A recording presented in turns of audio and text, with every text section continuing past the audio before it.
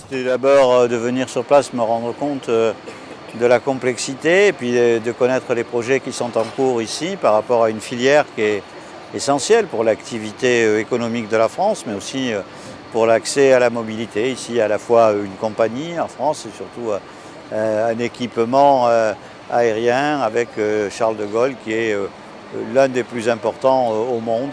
Et ce que j'ai vu m'a rassuré sur la volonté des équipes ici, sur la technicité que souvent on n'imagine pas, et qui est au rendez-vous dans un monde qui est de plus en plus marqué par une concurrence très forte.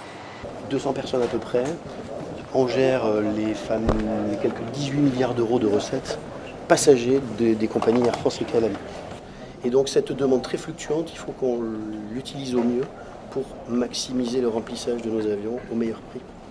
Et de la même façon, vous avez la courbe rouge que l'on appelle ici le bid price, qui est en fait la contrainte moyenne appliquée au vol. Quelle est la recette marginale attendue du prochain passager?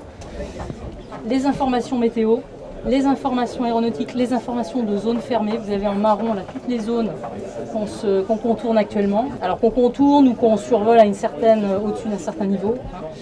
Voilà. Et donc la mission du dispatcher, ça va être de suivre le bon déroulement du vol, de suivre l'évolution de ces phénomènes aéronautiques, par exemple aéroport fermé, choses comme ça, et météo. Même si on ne se rend pas compte, il faut avoir conscience qu'un aéroport est en concurrence avec d'autres aéroports, même s'il est à 200, 300, 500 km, parce qu'il y a des coûts de fonctionnement, parce que ça fonctionne avec des taxes qui sont payées par les compagnies, les avions qui atterrissent ici. Et donc il y a aussi entre les grands aéroports une concurrence. C'est aussi un lieu de vie, chacun le sait, des millions de passagers ici, beaucoup d'emplois de toute nature. On parle de l'aérien, bien sûr, il y a les pilotes, les contrôleurs, les agents au sol, les agents dans les avions, mais aussi ce que je viens de voir, ceux qui trient les bagages.